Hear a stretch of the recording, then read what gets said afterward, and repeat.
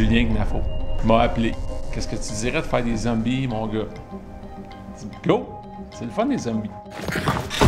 Tout ça a commencé à cause de l'envie des gens de poursuivre le golf en hiver. Le produit qui ferait pousser le gazon entrerait dans le système sanguin. Et donc, on aurait des zombies verts, organiques, biologiques. Pendant une marche, j'ai vu un énorme arbre avec des gros champignons partout dessus. Ça m'a frappé.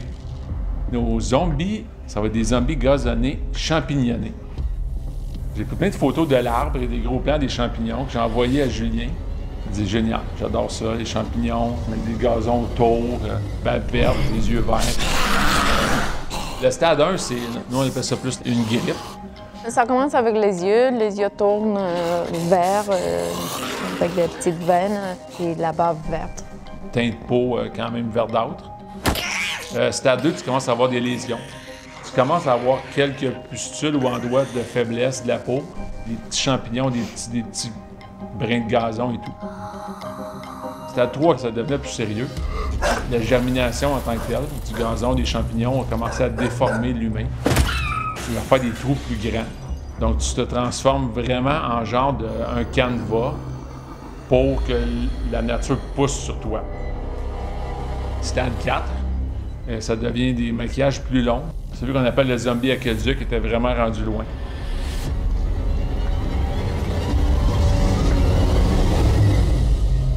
Ça a été un bon défi pour l'avoir dans l'eau aussi. Oui, parce que pourquoi faire ça facile?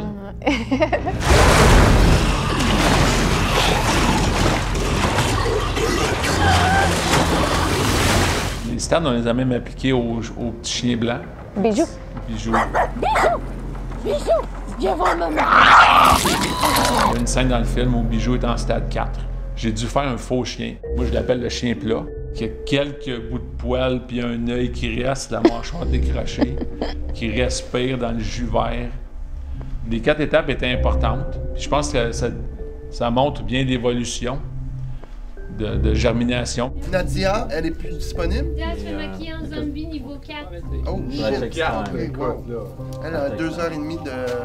Probablement sa chaise, facile. là. C'est sûr que dans les défis techniques du film, on avait la fameuse scène où le personnage de Roy, ça donne qu'il a une machette assez efficace quand même. Il est équipé, vu que c'est un survivalist. Chacun des zombies l'attaque un après l'autre.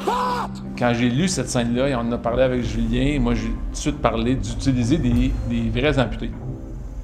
Parce que quelqu'un qui manque vraiment le bras ou les 2 jambes ou quelque chose. Et nous, on met un faux bras, donc on peut vraiment le couper à l'écran. Ça, c'est la prothèse qui va aller sur notre amie Caroline ici. Donc, on a fabriqué les prothèses et c'était tout contrôlé avec des radiocommandes. Donc, on pesait sur un bouton et l'électroaimant lâchait le genou ou l'électroaimant lâchait le coude. Et notre autre technicien s'occupait de pousser le sang. C'est vous, madame!